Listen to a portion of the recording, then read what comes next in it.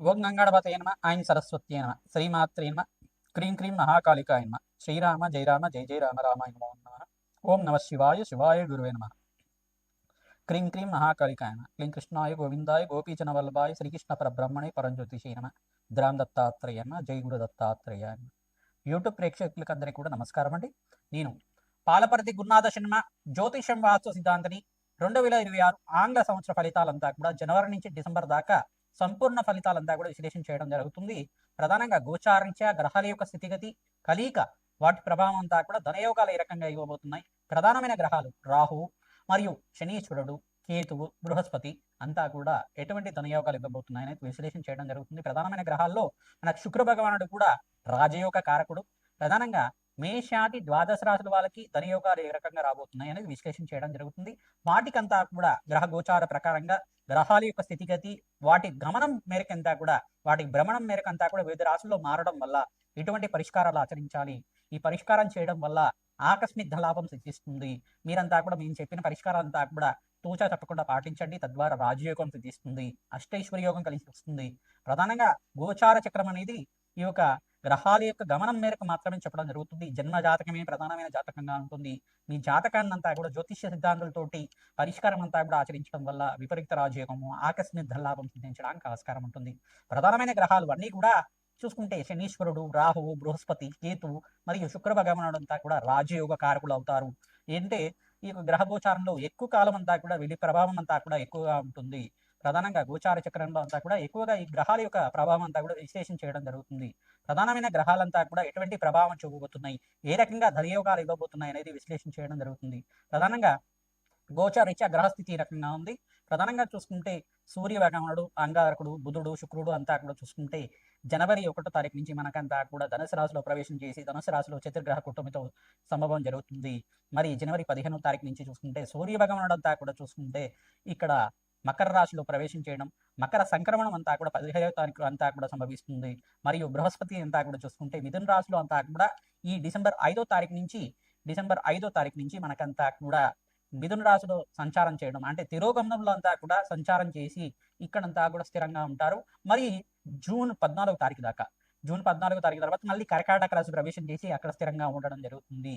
ఈ యొక్క మేషాది ద్వాదశ రాశుల వాళ్ళంతా కూడా గ్రహ గోచారంలో ప్రకారంగా ఏ రకంగా ఉండబోతుంది. ప్రధానంగా రాహు అంతా కూడా ఏప్రిల్ 14వ తారీఖు నుంచి అంతా కూడా ఈ యొక్క కుంభరాశిలో ఉండి వక్రగతిలో సంచారం చేస్తూ ఉంటారు.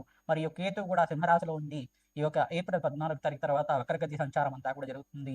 శనీశ్వరుడు అంతా కూడా వక్రగతి త్యాగం చేసిన తర్వాత రుజుమార్గంలో అంతా కూడా పయనం చేయడం మనకి మంచి ఫలితాలుగా ఇవ్వడం జరుగుతుంది, శుభమైన ఫలితాలుగా చెప్పడం జరుగుతుంది. ఇక్కడ మీనరాశిలో శనీశ్వరుడు సంచారం జరుగుతుంది కావున మేషాది ద్వాదశ రాశుల వాళ్ళకి ఎటువంటి అదృష్ట యోగాలు సిద్ధిస్తాయి, ఎటువంటి ఆకస్మిక ధనలాభం కలుగుతుంది, అష్టైశ్వర ప్రాప్తి రకంగా జరుగుతుంది. ఏ వ్యాపారం వాళ్ళకి, ఏ ఉద్యోగం వాళ్ళకంతా కూడా ఎటువంటి పరిష్కారాలు ఆచరిస్తే కనుక ధనయోగాలు సిద్ధిస్తాయి, ఏం పరిష్కారం ఆచరించాలి అంతా కూడా విశ్లేషణ చేయడం జరుగుతుంది. శ్రీమాత్రే నమః. వృశ్చిక రాశి జాతకులకి గోచారీత్యా 2026 సంవత్సరంలో ఆంగ్ల సంవత్సర ఫలితాలంతా కూడా ఎటువంటి అదృష్ట యోగాలు కలిసి రాబోతున్నాయి విశ్లేషణ చేయడం జరుగుతుంది. వృశ్చిక రాశి జాతకులకి విశేషంగా చూసుకుంటే జనవరి నుంచి ఏప్రిల్ 15వ తారీఖు దాకా సూర్య భగవానుడు అంతా కూడా స్వల్పంగా బలహీనంగా ఉంటారు కావున ఇక్కడి నుంచి మిశ్రమైన ఫలితాలు రావడానికి ఆస్కారం ఉంటుంది. ఇక్కడైతే జనవరి 28వ తారీఖు తర్వాత మీకు అంగారకుడు అంతా కూడా ఇక్కడ చూసుకుంటే ఇక ఉచ్చస్థానంలో మకర రాశిలో ప్రవేశం చేయడం వల్ల ధనయోగం సిద్ధించడానికి కానీ, భూసంపద లభించడానికి కానీ, మీకంతా కూడా వాహన యోగం సిద్ధించడానికి కానీ, ప్రధానంగా నూతన వ్యాపారంలో పెట్టుబడి పెట్టుకోవడానికి కానీ, భూ సంబంధమైన వ్యాపారంలో లాభాలు గణించడానికి కానీ, అధికంగా మీకంతా వ్యవసాయదారులు కూడా మంచి లాభాలు గణించడానికి కానీ, ఈ వివిధ వ్యాపార రంగాల్లో ఎప్పుడైతే అంగారకుడు రాష్ట్రాధిపతి ఉచ్చస్థానంలో సంచారం చేస్తుంటారో అధికంగా లాభాలు గణించడానికి ఆస్కారం ఉంటుంది. ప్రతినిత్యం కూడా సుబ్రహ్మణ్య శాంతి హోమాది కార్యక్రమాలు ఆచరించాలి, తద్వారా లాభాలు గణించడానికి ఆస్కారం ఉంటుంది. నవగ్రహాలకి ప్రీతికరంగా ప్రతినిత్యం కూడా భూతదయలాగా ఈ యొక్క శునకాలకు కానీ, పక్షులకు కానీ ఆహారం పెట్టడం వల్ల మీరంతా కూడా అధికంగా లాభాలు సిద్ధించడానికి ఆస్కారం ఉంటుంది. ప్రధానంగా చూసుకుంటే పక్షులకి ఏమైనా ఆహారం పెట్టడం ఉండడం వల్ల సకల దారిద్ర్యం అంతా కూడా నివారణ కలుగుతుంది, అదృష్టి యోగం కలిసి వస్తుంది. గోమాత సేవ విశేషంగా చేస్తూ ఉండాలి. ఈ యొక్క కందులు కానీ, మినువులు కానీ, శనగలు కానీ నానబెట్టిన ప్రతినిత్యం కూడా గోమాతకు సమర్పిస్తూ ఉండడం వల్ల అదృశ్యయోగం సిద్ధిస్తుంది. ఓం శరవణ భవాయ నమః, ఓం శరవణ భవాయ నమః, ఓం శరవణ భవాయ నమః నామాన్ని జపాన్ని ఆచరించడం తద్వారా అదృష్టయోగం కలిసి రావడానికి ఆస్కారం ఉంటుంది.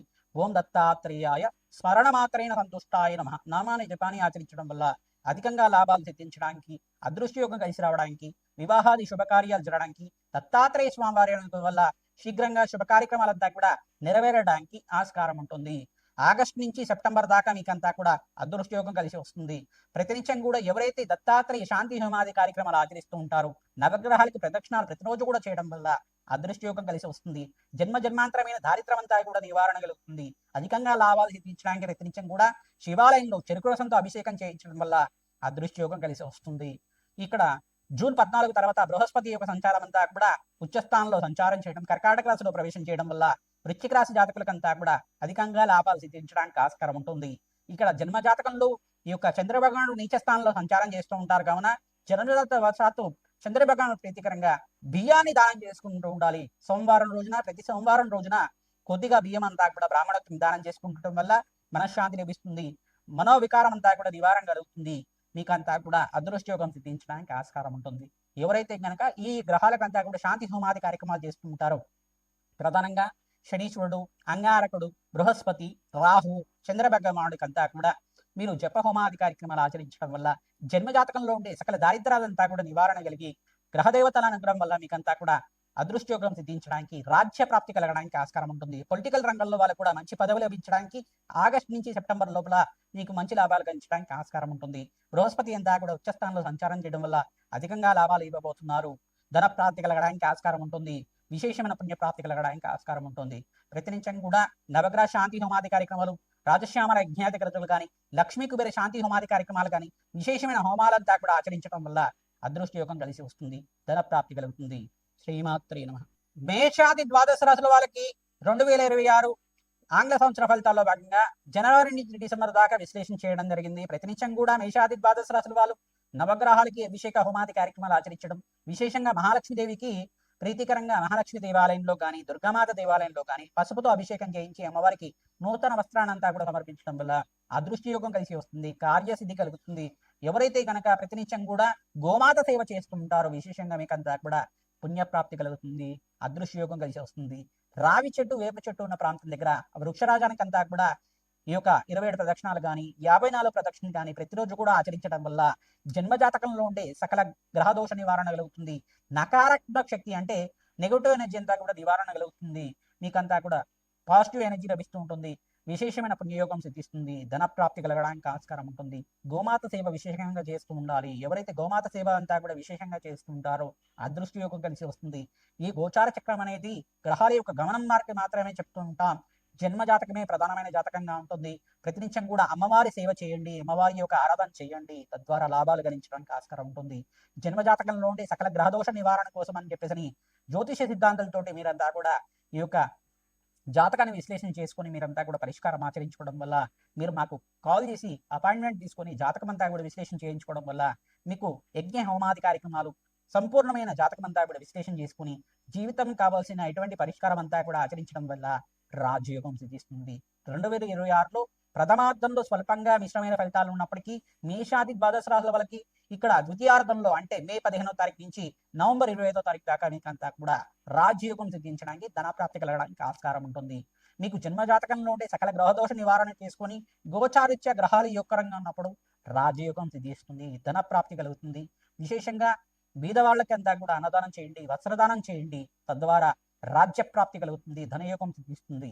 అదృష్ట యోగం కలిసి వస్తుంది. మీకు ధనప్రాప్తి కలగాలంటే ప్రతినిత్యం కూడా లక్ష్మీ కుబేర శాంతి హోమాది కార్యక్రమాలు ఆచరించాలి. వ్యాపార స్థలంలో కానీ, మీ గృహంలో కానీ, దేవాలయ ప్రాణంలో కానీ జప హోమాది కార్యక్రమాలు ఆచరిస్తూ ఉండడం వల్ల విశేషమైన పుణ్యప్రాప్తి కలుగుతుంది. అదృష్ట యోగం సిద్ధిస్తుంది. అప్పుల బాధ నుంచి బయటపడడానికి ఆస్కారం ఉంటుంది. అదృష్ట యోగం కలిసి వస్తుంది. వివాహాది శుభకార్యాలు జరగడానికి ఆస్కారం ఉంటుంది. మంచి శుభమైన ఫలితాలు పొందడానికి ఆస్కారం ఉంటుంది. అదృష్ట యోగం కలిసి వస్తుంది. శ్రీమాత్రే నమః.